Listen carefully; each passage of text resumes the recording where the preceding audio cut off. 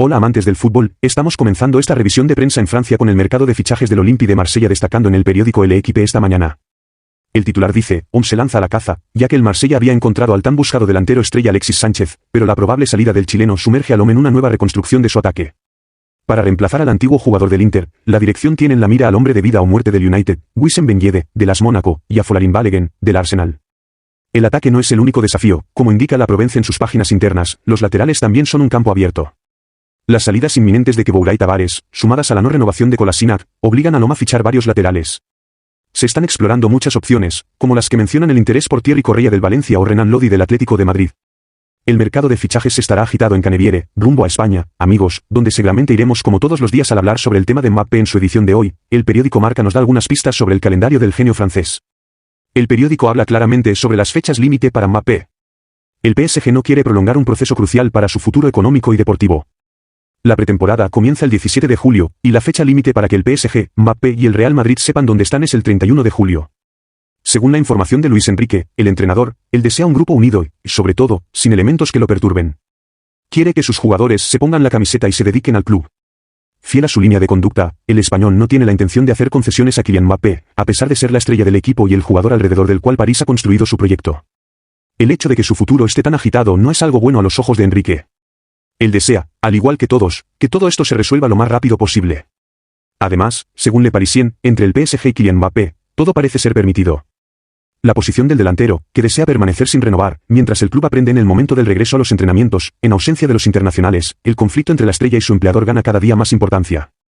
Para no perderse ningún vídeo de la revisión de prensa de ADN del fútbol, las últimas informaciones de la prensa deportiva europea, no olvide suscribirse a nuestro canal y activar la campana. Aunque el desenlace aún no ha ocurrido, la fecha límite del 31 de julio tiene al menos el mérito de ser clara. Sin embargo, eso no impide que el club parisino avance en el mercado de fichajes. Según la Gaceta dello Sport, París llama a Osimhen. Todo depende de Mbappé en este asunto, escribe el periódico en papel rosa.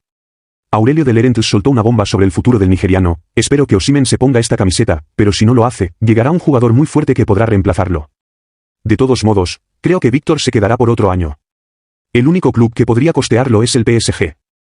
Si Al-Khelaifi quiere pagar alrededor de 200 millones, nosotros esperaremos y pensaremos, declaró en una conferencia de prensa durante la presentación de los nuevos uniformes. ¿Esto es lo que llamamos subir las apuestas?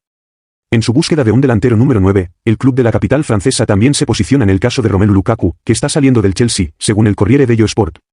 El PSG se suma a la Juventus, y en este momento, no se descarta, según nuestras informaciones. Además, Arabia Saudita está involucrada, pero el belga solo quiere ir al Inter. En resumen, el delantero mantiene su posición.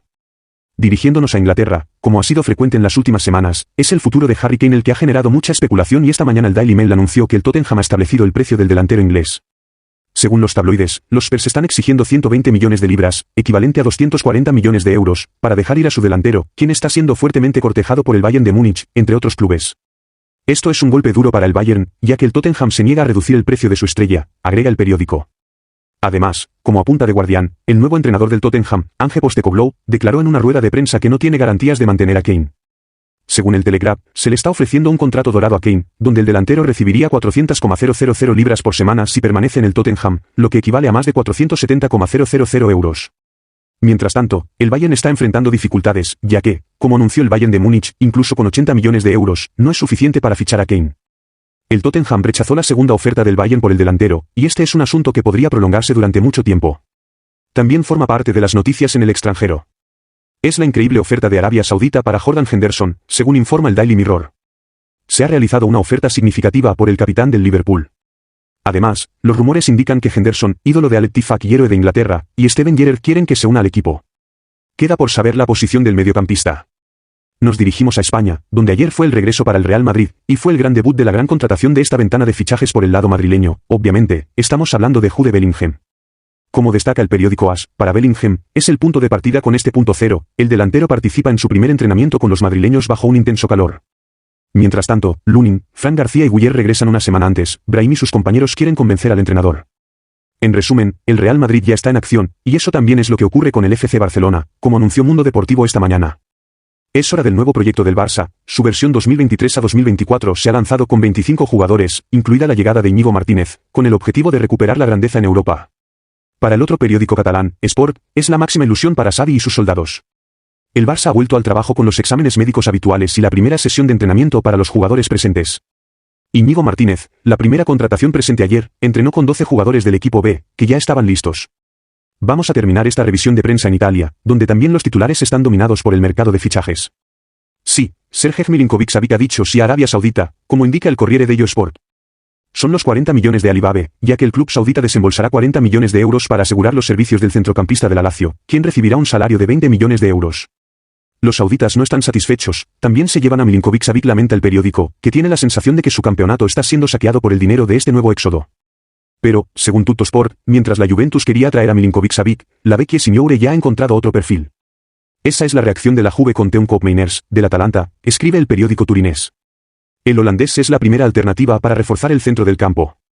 Esto es todo por hoy. Gracias por su fidelidad. Nos vemos en el próximo vídeo.